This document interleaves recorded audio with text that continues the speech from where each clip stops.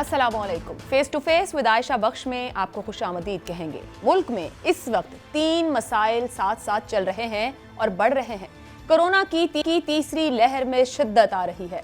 वजीर आजम भी खातून अव्वल के हमरा इसका शिकार हो गए हैं। अल्लाह ताला उन्हें शिफायाब करे, आमीन। वायरस का इन्फेक्शन रेट 9.5% तक पहुंच गया है। अल्लाह इस लहर के दौरान भी पाकिस्तान को महफूज तर रखे। दूसरा मसला जो हर दिन के साथ बढ़ रहा है वो कीमतों में इजाफे का है। बिजली के फी यूनिट में 6 रुपये इजाफा, गैस की कीमतों में 97% इजाफे की तजवीज़, आटे की कीमत हो या फिर इसके साथ साथ खादों की कीमतें। देखते हैं हुकूमत हस्बे आदत साबिका हुकूमतों को कोसने के अलावा क्या करती है और आवाम इस कदर गिरानी पर रद्द अमल में क्या कहते हैं। तीसरा इजाफा सियासी दर्जा हरारत का है। ऐवान में, अदालत में, सड़क पर, हर जगह सियासत का कारज़ार गर्म है और हिद्दत बढ़ रही है। जाती उम्रा में मुलाकात, बढ़ते खदशे और तहफ़्फ़ुज़ात, ताबड़तोड़ बयानात और अदालत जाने के ऐलानात सब इस दर्जा हरारत को बढ़ा रहे हैं। यही 3 मामलात इस वक्त काबू से बाहर हैं। इन्हीं पर गुफ्तगू करेंगे कि मसाइल का आया कोई हल भी है या सिर्फ इल्ज़ामात और बयानात ही मौजूद हैं। जो मेहमान मुझे आज प्रोग्राम कर रहे हैं, हुकूमत की नुमाइंदगी कर रहे हैं वफाकी वज़ीर पार्लिमानी सेक्रेटरी बराए रेलवे फ़ारूक हबीब साहब। मुस्लिम लीग नून से हमारे साथ डॉक्टर असद अशरफ साहब मौजूद हैं। पाकिस्तान पीपल्स पार्टी से नैयर बुखारी साहब प्रोग्राम का हिस्सा हैं। आगाज़ कर लेते हैं सबसे पहले फ़ारूक हबीब साहब आपसे ही। वज़ीर आज़म इमरान खान साहब कोविड का शिकार हुए, खातून अव्वल भी मुतासिर हुई हैं, अल्लाह ताला शिफा याब करे। मगर वैक्सीनेशन क्योंकि एक आध दिन पहले हुई थी, थोड़ा सा ये जो साजिशी थ्योरी गुज़िश्ता रोज़ बनी और बहुत इस पर बातचीत भी, ज़रा इसकी वजाहत भी कर दीजिएगा। और साथ ही लोगों ने बहुत से सवालात भी उठाए कि उनको वैक्सीनेशन क्यों हुई, अगर कुछ सिम्टम्स थे, इसके ऊपर गवर्नमेंट का मौक़िफ़ आपकी तरफ से लेना चाहेंगे। देखिए, बात यह है कि जो वैक्सीनेशन का अमल है वो तो पाकिस्तान के अंदर 60 ईयर अबव और 70 ईयर्स के, आपको पता है, वॉक इन पूरे पाकिस्तान के अंदर वैक्सीनेशन का अमल जो है वो शुरू हुआ है। और एक्सपो सेंटर लाहौर के अंदर भी आपने देखा और बाकी शहरों के अंदर भी बेहतरीन इंतजामात हैं, जिसकी तमाम मैं समझता हूँ कि तबकात ने क्रॉस दी बोर्ड उसकी तारीफ़ की है। जहाँ तक रही वज़ीर आज़म साहब के हवाले से, तो वज़ीर आज़म साहब का भी जब उनका नंबर आया तो उनको भी वैक्सीनेशन लगी। लेकिन वैक्सीनेशन का जो मामला है, वैक्सीनेशन के जो असरात हैं वो 2 से 3 हफ्तों के दौरान आते हैं, जो आपके बॉडी के अंदर ये वैक्सीनेशन एंटीबॉडीज़ डेवलप करती है, जो कि इससे कोरोना के वायरस से अगर आपके जिस्म में दाखिल होता है तो वो उससे कॉम्बाट करती हैं, उससे लड़ती हैं, यानी कि उसको वायरस को प्रिवेल नहीं करने देती आपकी बॉडी के अंदर। तो उनको एक रोज़ कबल वैक्सीनेशन लगी। यकीनन जो है इस वायरस की बॉडी के अंदर इसके असरात, सिम्टम्स कल्टीवेट होने के अंदर भी 2-3 दिन लगते हैं। तो वायरस किसी जगह से उनका कांटेक्ट हुआ और उसके असरात आने के अंदर जो है वो टाइम लगा। जब उनको असरात फील हुए तो उन्होंने उसका टेस्ट करवाया तो उसके अंदर उनका पॉजिटिव आया, जो कोरोना का टेस्ट है। लेकिन जो एक कल से कॉन्स्पिरेसी चलाई जा रही थी कि वैक्सीनेशन के अंदर असर नहीं है या कोई और मामला है, तो मैं समझता हूँ कि वैक्सीनेशन जो है ये वही साइनोफार्म वैक्सीनेशन है जो पूरी दुनिया के अंदर इस्तेमाल हुई है, जिससे लोगों को कोरोना वायरस से लोग बचे हैं। और इसका एक हमेशा एक पहली डोज लगती है, फिर 21 रोज 3 हफ्तों बाद इसकी दूसरी डोज आपको लगती है। और जब आप टेस्ट करवाते हैं अपनी बॉडी का तो आपकी बॉडी के अंदर एंटीबॉडीज डेवलप हो जाते हैं। On the other way around भी अगर आप देखें, जो लोग कोरोना से सेहतयाब भी होकर आते हैं तो वो भी जब 3 हफ्तों बाद अपनी बॉडी का टेस्ट करवाते हैं तो उनके अंदर भी एंटीबॉडीज डेवलप हुए होते हैं। तो ये वैक्सीनेशन के जरिए जब आप डेवलप करते हैं तो एक हमारा वो तबका जो कि उम्र रसीदा हैं या एज से ज़्यादा हैं, उनको ज़्यादा आपने देखा कि वो मुतासर हुए हैं इससे। तो लिहाजा जो हमारा बुज़ुर्ग लोग हैं जिनको कोई ना कोई बीमारी लाहक होती है, उनकी इम्यूनिटी कम होती है, उनके लिए पहली स्टेज के अंदर वैक्सीनेशन लगाई जा रही है। और हमारा जो पैरामेडिक्स हैं, जिसके अंदर डॉक्टर्स हैं, नर्सिंग स्टाफ है या अस्पतालों के अंदर जो उससे रिलेटेड अमला है, उनको पहले मरहले में वैक्सीनेशन लगी, दूसरे मरहले में 60 अबव हमारी जो पॉपुलेशन है उसको वैक्सीनेशन लगाई जा रही है। और अल्लाह ताला इमरान खान साहब को भी सेहत दे, उनकी अहलिया को भी, और जो लोग भी कोरोना में मुब्तला है, अल्लाह ताला सबको महफूज रखे, सबको सेहत याब करे। फ़ारूक हबीब साहब, आगे बढ़ने से पहले बड़ा मुख्तसरन जानना चाहूंगी, इस बात पर भी बड़ा क्रिटिसाइज हुआ गुज़िश्ता रोज के वज़ीर आज़म साहब SOPs या मास्क की उस तरह से पाबंदी नहीं करते। लीडर्स को देखा जाता है, वो किसी भी जमात से हो, वो कोई भी लीडर हो, मजहबी है, सियासी है। अब मैं आपकी राय इस बात पर जानना चाहूँगी कि क्या वाकई तमाम लीडरशिप इस मुल्क की ये पैगाम दे रही है और मास्क का इस्तेमाल और सोशल डिस्टेंसिंग का जो पैगाम है वो मौसर तौर आवाम को दे पा रही है, कहीं कोताही हो रही है? देखिए, बात यह है कि जहां तक रही बात, मैं नहीं समझता किसी एक शख्स को इसके हवाले से हमें जो है वो पिन पॉइंट करना चाहिए। और ये बड़ी मज़हका खेज बात है कि एक नई जो है वो तनकीद का आगाज़ शुरू हो गया। कोरोना वायरस को आए हुए 1 साल से ऊपर का अरसा हो चुका है और वज़ीर आज़म साहब को वो एहतियाती तदाबीर ले रहे थे, वो भी ले रहे थे, बाकी लोग भी ले रहे थे। बहुत सारे लोग जो हैं उससे मुतासर हुए। मैं खुद 2 बार मुतासर हुआ हूँ कोरोना वायरस से। मुझे एक वक्त के दौरान मेरी वाइफ हॉस्पिटल आई थी, मुझे उस वक्त जाना पड़ रहा था, हॉस्पिटल से मेरा किसी जगह कांटेक्ट हुआ। मास्क आपको 100% नहीं रोकता, लेकिन ये एहतियाती तदाबीर का हिस्सा है, आपकी 90% इससे बचत हो जाती है।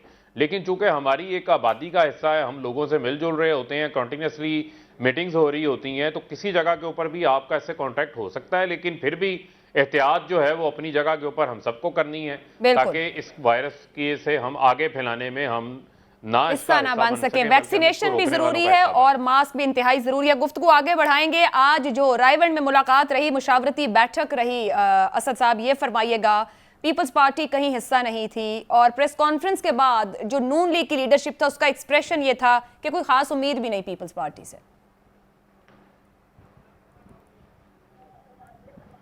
देखिए, ये 26 तारीख को नैब ने मरीम नवाज शरीफ को नोटिस भेजा है और इस पर डिस्कशन हुई है और इस पर सारी बात हुई है, पीडीएम पे भी हुई है। और जैसे आपको पता है, पीपल्स पार्टी ने अपनी सीईसी में बुलाने का फ़ैसला किया और उसमें जो डिसीजन होगा वो हमें कन्वे किया जाएगा। तो बहुत से मसाइल थे जिसकी वजह से आज मीटिंग की गई और पीडीएम के प्लेटफॉर्म से हुई है, पीपल्स पार्टी नहीं थी, लेकिन और भी जमातें नहीं थी। इसलिए ये मुलाकात सिर्फ मौलाना फजलुर रहमान की और PMLN की थी। तो ये पीडीएम का इजलास नहीं था। ठीक है, पहले तो मैं ये वादे कर दूं। मगर अगर मौलाना मौजूद थे सर, तो मौलाना साहब ने जो प्रेस कॉन्फ्रेंस में बात की कि 26 को पीडीएम की तमाम जमातों के कारकुन मरियम के साथ नैब जाएंगे, ये सुनिएगा उन्होंने क्या कहा, फिर कमेंट कीजिएगा। अगर पीडीएम थी नहीं तो फिर ये राय कैसे ली गई, सुनवाइएगा जी। 20 मार्च को जब मरियम नवाज साहिबा पेश होंगी तो पीडीएम के तमाम पार्टियों के कारकुन मौजूद होंगे, हमारी अपनी पार्टी के कारकुन मौजूद होंगे। हजारों से नहीं लाखों तक इंशाअल्लाह अज़ीज कारकुन उसमें आएंगे और पीडीएम की क़ियादत भी, शख्सियात का तयन हम बाद में करेंगे, लेकिन हम उनके साथ इंशाअल्लाह अज़ीज शाना बशाना हों। जी असद साहब। जी, मैंने आपको पहले कहा कि ये पीडीएम की मीटिंग नहीं थी, लेकिन मीटिंग सदर उनके ज़रूर हैं पीडीएम के, और उनका हुक्म और उनके जो लाहे अमल वो देंगे, उस पर तमाम पीडीएम की पार्टी जो है वो अमल दरामद करेगी। ठीक है, और यही उन्होंने कहा। ठीक है, नैयर बुखारी साहब हमारे साथ मौजूद हैं। नैयर बुखारी साहब, पीपल्स पार्टी क्या 26 मार्च को मरियम नवाज के हम कदम होगी जब नैब जा रही है वो?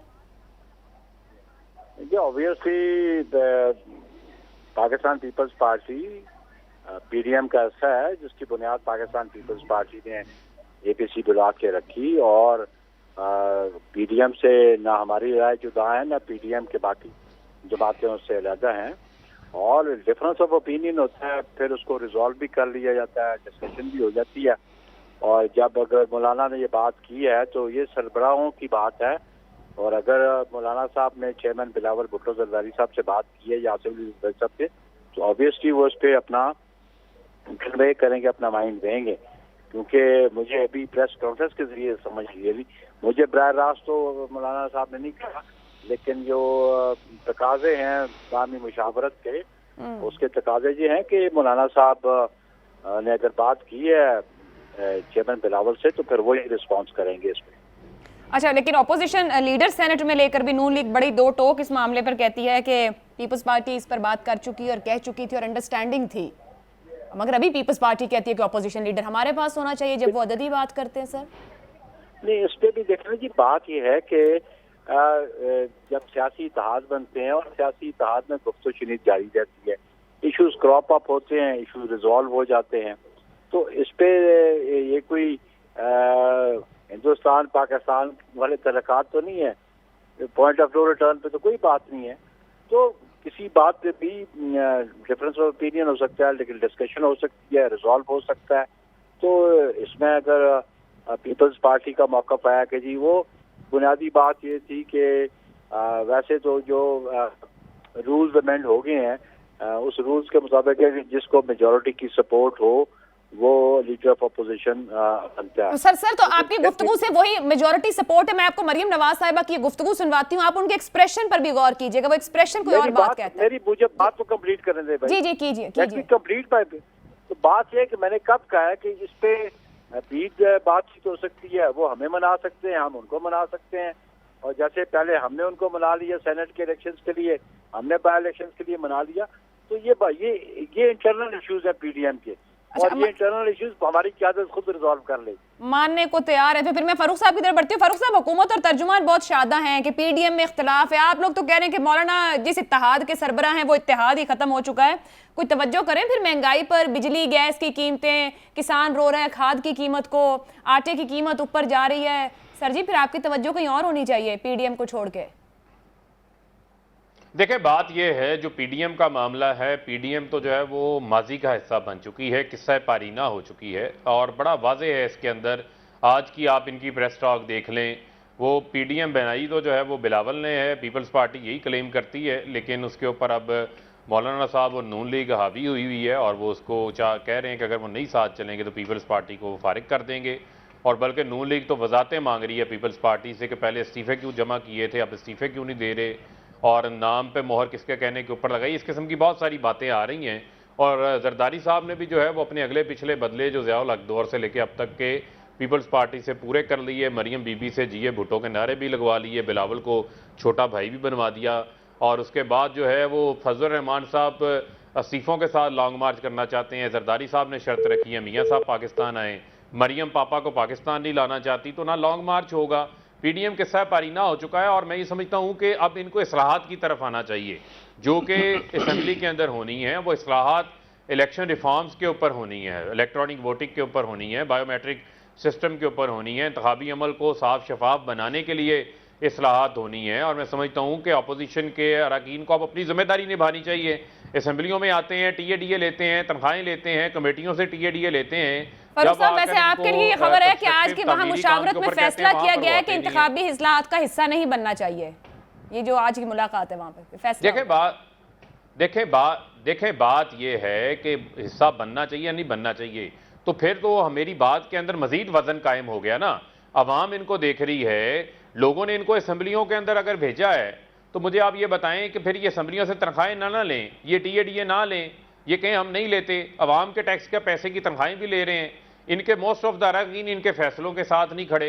आप बात यह है कि जिन्होंने इस्तीफे देने होते, जो 2 इस्तीफे स्पीकर के पास पहुंचे थे, मुर्तज़ा जावेद अब्बासी का और इनके समदी का, कैप्टन सफदर साहब के बड़े भाई का, मरियम साहिबा के जेठ का, उन्होंने तो इस्तीफे से इनकार कर दिया था, इस्तीफे मंजूर करवाने स्पीकर साहब के पास नहीं गए थे। मामला यह है कि इनको तामीरी पॉलिटिक्स के ऊपर जो है वो काम करना चाहिए।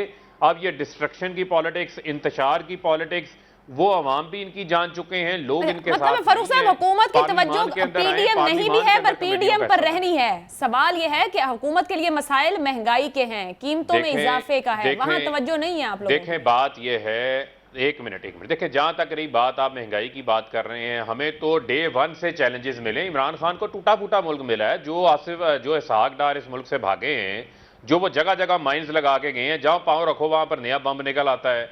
तारीखी जो है ये खसारे छोड़ के गए, पीआईए के अंदर, रेलवे के अंदर 1200 अरब रुपए का बिजली के अंदर सर्कुलर डेट छोड़ के गए, 20 अरब का करंट अकाउंट खसारा छोड़ के दे, हमने करंट अकाउंट को सरप्लस किया, आज एक्सपोर्ट्स में इजाफा हो रहा है, आज जो लार्ज स्केल मैन्युफैक्चरिंग है उसके अंदर इजाफा हो रहा है, आज हमने रीवैल्यूएट कर लिया अपनी जीडीपी को, हम 3% टारगेट के ऊपर ले गए हैं। फारूक साहब, बड़ी माजरत, आम बंदे को ये बात समझ नहीं आती। आटे की कीमत हाथ से बाहर चली गई, बिजली का यूनिट कई रुपए ऊपर चला गया, गैस की कीमत एमएमडीटी कहीं निकल गई। सर आयशा, एक आते अब एक एक करके आप मुझे टाइम देंगी, बहुत अच्छी बात है, आपने इन इश्यूज के ऊपर बात की। मुझे आप ये बताएं, आज इस मुल्क के अंदर 50,000 मेगावाट की बिजली की कैपेसिटी ये लगा के गए। आपको पता है मुल्क में डिमांड कितनी है? अगले 10 साल में 30,000 मेगावाट होगी, 25,000 की हम सप्लाई दे सकते हैं। ये 20,000 की इजाफी बिजली, महंगे बिजली के मायदे करके गए हैं। इनके मायदों का असरात अवाम को भुगतने पड़ रहे हैं, जिसमें इन्होंने किक बैक्स ली हैं, कमीशनें ली हैं।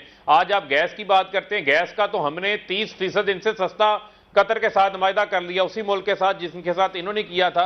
इन तमाम चीज़ों पे फोकस कर रहे हैं। आज आप देखें मोमन डैम के ऊपर काम शुरू हुआ, आज दिया मीर भाषा डैम के ऊपर काम शुरू हुआ, हम पन बिजली से बिजली बनाने जा रहे हैं।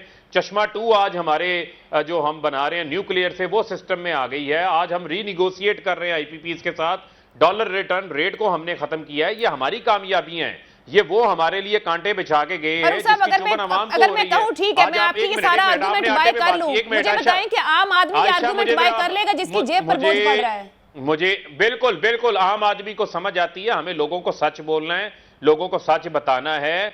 जो आज दावे कर रहे हैं मुल्क ठीक करेंगे, तो मुल्क खराब किसने नहीं किया था? पीपल्स पार्टी नून लीग नहीं किया था 40 साल में बैठ के। अब आप आ जाए वेल्थ क्रिएशन के ऊपर। इमरान खान लंदन में महलात नहीं बना रहा, फ्लैट नहीं बना रहा, वो मजदूरों के लिए, गरीबों के लिए फ्लैट बना रहा है। 1500 फ्लैट हैंड ओवर किए हैं, 500 घर हैंड ओवर किए हैं। अभी मजीद घर जो है बनने जा रहे हैं। 340 अरब रुपए का सरमाया पाकिस्तान में पहली बार मॉर्गेज का आगाज हुआ है जो बैंक्स फराहम करने जा रहे हैं। 100 अरब रुपए का कामयाब जवान प्रोग्राम। हमारे वो नौजवान जो डिग्रियां लेके फिर रहे थे, आइडियाज से कारोबार नहीं शुरू कर सकते थे, वो आज अपने जो है वो सरमायाकारी कर रहे हैं। आज बैरून मुल्क से सरमायाकारी आ रही है। आज रेमिटेंसेज के अंदर जो है वो इजाफा हुआ। आज हुंडी हवाला नहीं हो रही। मैं वापस भी आती हूं अपने फारूक साहब, लेकिन जितनी रोजी पिक्चर आप पेश कर रहे हैं, ये उम्मीद रखें। जी आयशा प्लीज मुझे लास्ट 30 सेकंड दे। गंदम की इमदादी कीमत के अंदर हुकूमत ने इजाफा किया, 1800 रुपया कर दिया। इसके अलावा आप देखें, आलू का काश्तकार, उससे पूछे, वो आज खुश है। आज अब गन्ने के काश्तकार को पूछे, 300 रुपए मन रेट मिला है और उसको मिल से ब्लैकमेल नहीं हो रहा, कैश पैसे उसको मिले हैं। टैक्स कलेक्शन के अंदर इजाफा हो रहा है। आप मकई के काश्तकार को, आपका पाकपतन से ताल्लुक है, आपके इलाके में मकई होती है, आलू भी आपके इलाके के अंदर होता है। आप अपने किसान से चेक करें वहां से कि वो खुशहाल हुए इस साल या नहीं हुए। अब बात यह है कि हम आज की खबर यह है कि खाद की कीमत में इजाफे में किसान रो रहा है। सरकारी आज की खबर है। देखें बाकी डिटेल अगर देखिए, उसकी बेशुमार वजूहात हैं। हमारे मुल्क के अंदर खाद सिर्फ पाकिस्तान में नहीं बनती, बाहर इंपोर्ट भी होती है। इंटरनेशनल मार्केटों में रेट बढ़े हुए हैं, इंटरनेशनल मार्केटों में कंटेनर्स नहीं मिल रहे, जो वेसल्स के रेट थे उसके अंदर इजाफा हो चुका है। आप पॉजिटिव की तरफ भी देखें ना, आज फैसलाबाद में हर जगह पे एक्सपेंशन हो रही है, हर इंडस्ट्री में, वो पॉजिटिव्स भी तो हाईलाइट करें ना।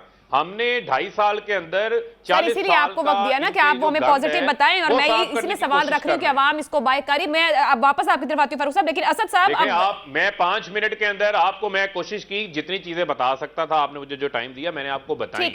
आप एक एक इश्यूज के ऊपर स्पेसिफिकली प्रोग्राम्स रखें। सर आपके पास 5 साल है, अभी बहुत टाइम पड़ा है। मैं वापस आती हूँ अगले 1.5 साल के। ठीक है असद साहब, अब सवाल आपसे आपकी जमात की कंफ्यूजन पर है। पहले सुनिए कि मरियम नवाज ने आज क्या कहा, फिर मैं इस पर अपना सवाल फ्रेम करती हूँ। सुनवाइएगा जी।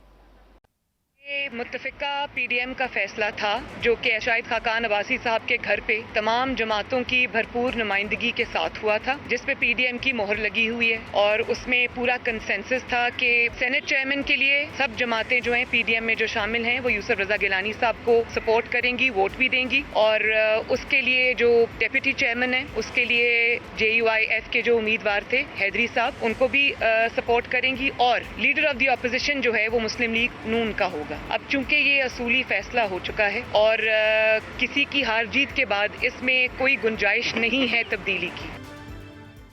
सर जी आपसे सवाल ये है कि आप लोग इस्तीफे कहते हैं देने चाहिए तो एहतजाज बार-आवर होगा, मगर आपको सेनेट में ऑपोजिशन लीडर की सीट भी चाहिए।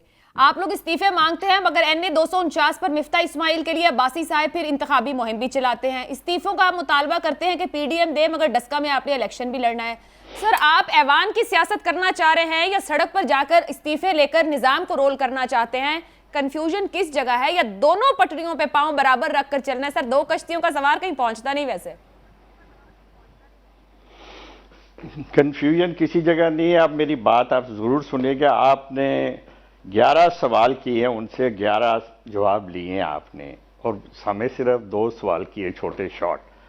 किसी किस्म की कोई कंफ्यूजन नहीं है। मियां नवाज शरीफ आपको पता है 3 बार वजारत उज़्मा से और 4थी बार श्योर शॉट, जो कि इनके वफाकी वजीर भी 2 मोस्ट इम्पॉर्टेंट, एक का ताल्लुक जिस इदारे से है वो भी जो होम मिनिस्टर थे और एक फॉरेन मिनिस्टर, कह चुके हैं पब्लिक में कि प्राइम मिनिस्टर नवाज शरीफ 4थी बार भी थे। ये नवाज शरीफ जो है ये छोटी मोटी चीज़ें जो हैं, ये सेनेट में ओपोजिशन लीडर, ये इलेक्शन वगैरह इसके लिए नहीं है। हम हर एक का ताउन मांगेंगे, सुन ले मेरी बात, लेकिन अपने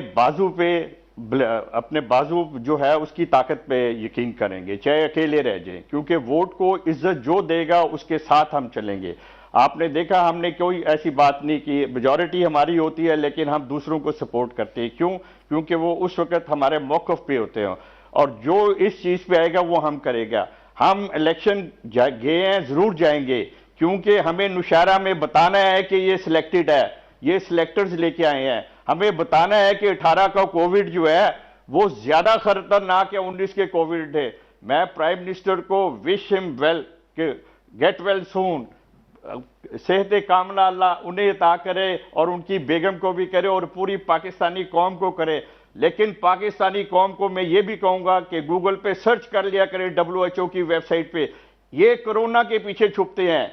ये जब पिछले माह फरवरी में और जनवरी लेट में 50 to 70 के करीब डेथ्स हो रही थी, इन्होंने कोई टीवी पे कोई ऐड नहीं दिया, कोई वजीर नहीं आया इनका बताने के लिए।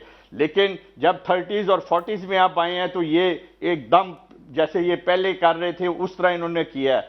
जहां तक कोरोना वैक्सीन की बात है तो साइनोफार्म जो है अगर आई थी तो ये 50 साल तक के लोगों के लिए है। इसका ये इससे सेहतयाब नहीं होते, ये प्रिवेंशन है। मैं बताऊं अभी भाई को, ये प्रिवेंटिव है, प्रिवेंशन है और इसकी अभी एफिकेसी इतनी नहीं है। ये इन्होंने खुद कंफ्यूजन क्रिएट की है। इनकी वजीर सेहत ने कहा था अपने रिस्क पे कराना, वो बिल्कुल ठीक कहा था। क्यों? दुबई में इसके ट्रायल हुए जून में, जुलाई में, अगस्त में और सितंबर में इन्होंने लॉन्च कर दी। सिर्फ साइड इफेक्ट्स देखेंगे और 50 से अबव जो है उनके साइड इफेक्ट्स 70s हैं, कॉमन, मोस्ट कॉमन, माइनर, हर तरह के जो है। तो ये लोगों को वेबसाइट पे जाके इंफॉर्मेशन लेनी चाहिए। यही वजह है कि पिम्स के डॉक्टर्स ने किसी ने वहां लगाई नहीं और इन्होंने वहां नोटिफाई किया, नोटिफिकेशन इशू किया कि जो हेल्थ वर्कर्स डॉक्टर्स नहीं लगाएंगे उनके खिलाफ तादीबी कार्रवाई की जाएगी। तो ये कौम को इन पे इतबार नहीं है। ये वैक्सीन भी लगा रहे हैं तो लोग नहीं लगा रहे। अब इन्होंने कंफ्यूजन ना फैलाएं, मेरा ख्याल है मेडिसिन को लेकर बिल्कुल इम्यूनिटी डेवलप करने के लिए है, लोगों को इस्तेमाल करनी चाहिए एहतियाती। लोगों को एक में डॉक्टर साहब लोगों को एतजाज अहसन साहब लगवा के, मेरी बात सुने, नजम सेठी लगवा के, आप बोल चुके हैं, सब लोग लगवा रहे हैं। 15 आपकी अपनी एमपीए हिना भट्ट को अपने वालिद साहब को लेकर गई थी। हमें नहीं, आप कंट्रोवर्सी ना क्रिएट करें। देखिए आप कंट्रोवर्सी अवाम कोई कंट्रोवर्सी नहीं, डॉलर सब लगवा रहे हैं, सबने लगवाई है। आप जिस चीज की इंफॉर्मेशन नहीं है उसके ऊपर ना करवाए ना नेशनल टीवी पे बैठ के, क्या बात कर रहे हैं? चले मुझे एक ब्रेक लेने दें, एक ब्रेक ले लेते हैं। ब्रेक पर आएंगे तो मरियम नवाज ने आज जो यूथ विंग से खिताब किया वहां बड़े सख्त जुमले बोले हैं उन्होंने, बहुत सख्त अल्फाज का इस्तेमाल रहा है, इस पर भी बात करते हैं इस ब्रेक के बाद। प्रोग्राम में आपको एक बार फिर खुशामदीद कहेंगे। आज यूथ कन्वेंशन से खिताब रहा। मरियम नवाज काफ़ी सख्त लबो लहजे के साथ मौजूद थी, कुछ माजी की बातें, कुछ हाल की। नैब तलबी पे उन्होंने डॉक्टर साहब कहा कि मुकाबले की तैयारी है, नरम आसामी नहीं बनूंगी। कुछ ऐसे अल्फाज का इस्तेमाल रहा जो मैं इस वक्त मुनासिब नहीं समझती इस्तेमाल करना, मगर फिर भी उन्होंने कहा हिसाब लेंगे, वक्त आ गया है, जबान खींच लेंगे, मुंह तोड़ा जाएगा। सर, इस तरह का लबो लहजा क्या लीडर्स को सूट करता है? ये ट्रांसलेट होता है आपके कारकुनों और आवाम की तरफ?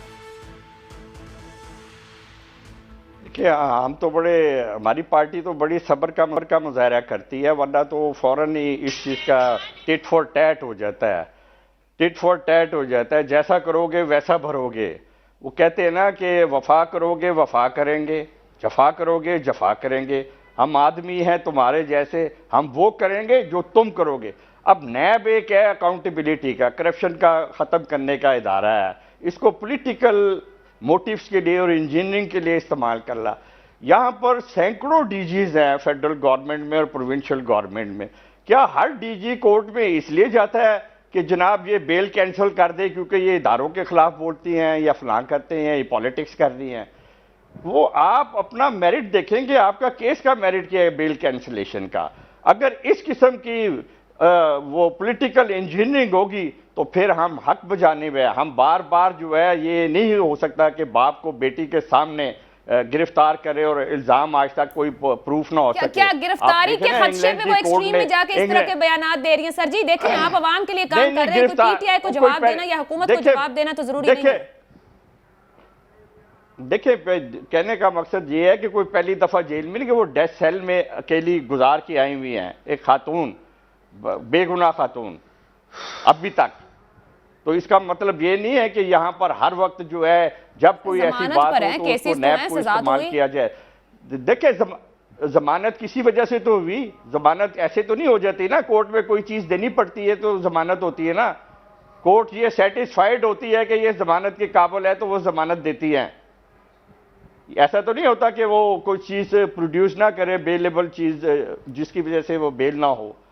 तो कहने का मकसद ये है कि ये गिरफ्तारियों से हम डरने वाले नहीं है। हमारा लीडर तो उस वक्त उन लोगों के दरमियान में लैंड किया था जिन्होंने गिरफ्तार करना था, और वो कोई आम पुलिस या एयरपोर्ट सिक्योरिटी फोर्स नहीं थी। असद साहब तो जनरल इलेक्शन सर पे था, आप लोगों को भी पता था लीडरशिप नहीं होगी तो उसका लॉस होगा। सर मुझे ये कहिए कि आज उन्हें पंजाब को लेकर बात की कि पंजाब खड़ा नहीं होता हम खड़े होंगे। मैं पूछना ये चाह रही हूँ, ये क्या ऊपर नवाज शरीफ साहब की जानिब से जिस एक्सट्रीम पर आज वो बोली हैं, सूबाई कार्ड का इस्तेमाल करना, लीडर पे बात की तो मुंह तोड़ देंगे, जबान खींच लेंगे, ये मैं ये जानना चाह रही हूँ कि नून लीग क्या स्ट्रेटेजी लेने जा रही है आने वाले दिनों में?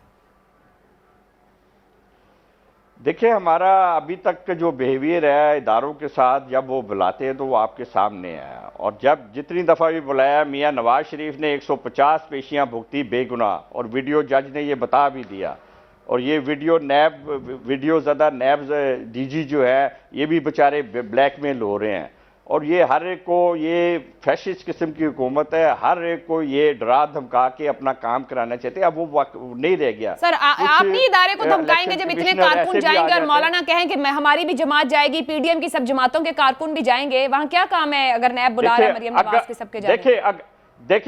देखिए अगर तो उन्होंने बेल कैंसिलेशन के लिए कोई वैलिड और कोजेंट किस्म की स्टेटमेंट दी होती या राय दी होती तो फिर हम लीगल ओपिनियन देख के कहते हैं कि बिल्कुल ठीक है कि जी ये चीज़ बनती है बेल के। उन्होंने लिया कि जी ये इदारों को जो है उनके खिलाफ पॉलिटिकल बातें करती हैं। आप देखें ना ये काम क्या नैब के डीजी का है कि इस तरह के बयान दे या इस किस्म की स्टेटमेंट दे। इस पे हुकूमत का पॉइंट ऑफ व्यू ले लेते हैं। फारूक हबीब साहब, इदारों की आज मरियम ने भी बात की कि मेरे ऊपर चार्जशीट ये किया जा रहा है, इदारों के खिलाफ बात करती हूँ कि ये नैब के पास इसका इख्तियार कैसे है, और दूसरी जानिब जब वो उनकी तलबी है तो मौलाना साहब कह रहे हैं कि पीडीएम की तमाम जमातों के कारकुन और फिर लीडरशिप का भी फैसला होगा, वो सब पहुंचेगी। तो सर ये फिर कैसे हैंडलिंग होगी? गुज़िश्ता बार भी आपको याद है क्या कुछ हुआ? देखिए बात यह है कि इदारों का ये जितना एहतराम करते हैं वो सबको पता है। मामला ये है कि पिछली बार इनको नैब ने बुलाया तो ये नैब पे जाके पत्थर बरसा के आए, नैब के ऑफिस के ऊपर इन्होंने पूरा हमला किया। इसका मतलब ये है कि ये पाकिस्तान के जो इदारे बनाए गए इदारे उनका एहतराम नहीं करते। अभी 150 पेशियों की बात हो रही थी, कह रहे थे बेगुनाह है। भाई 150 पेशियों पे जब आप पेश हुए तो आपने एक डॉक्यूमेंट भी अपनी बेकसूरी के अंदर जमा नहीं करवाया। आपने खुद तस्लीम किया है जहां पर नवाज शरीफ अभी रह रहे हैं वो लंदन के एवन फील्ड के महलात उनके हैं। ये महंगे तरीन प्रॉपर्टी है लंदन की जहां पर उनके बेटे रह रहे हैं, वहां पर ही नवाज शरीफ रह रहे हैं। वहां पर आपने एक डॉक्यूमेंट नहीं दिया। इमरान खान साहब को जब अदालत ने बुलाया, ना वो वजीर आजम थे, ना वजीर थे, ना वजीर आला थे, 40 साल कमाई का हिसाब दिया, 60 डॉक्यूमेंट जमा करवाए उन्होंने अपनी बेगुनाही के अंदर, जो उनके घर के हवाले से ये जाली केस बना के लेके गए थे। फिर अदालत ने उनको सादिक अमीन कहा, इन्होंने क्या दिया? कतरी खत, जाली ट्रस्ट डीड। और मरियम साहिबा ने कहा था मेरी लंदन में क्या मेरी पाकिस्तान में कोई प्रॉपर्टी नहीं। आज ज़रई ज़मीन की भी वो मालिक हैं, आज चौधरी शुगर मिल के अंदर वो शेयर्स की मालिक हैं।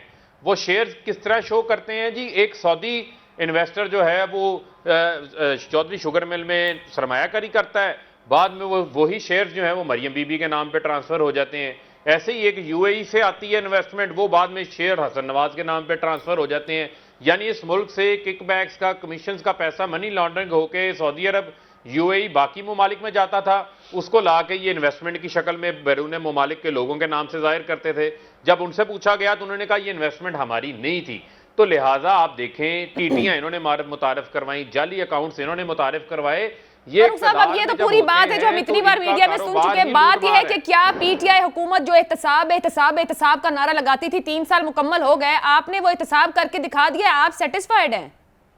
वो एहतसाब का इदारा जिसे अदालतें भी कहती हैं किसी काम का नहीं, कल को आपको पछताना ना पड़े जिस किस्म का एहतसाब हो रहा है आज।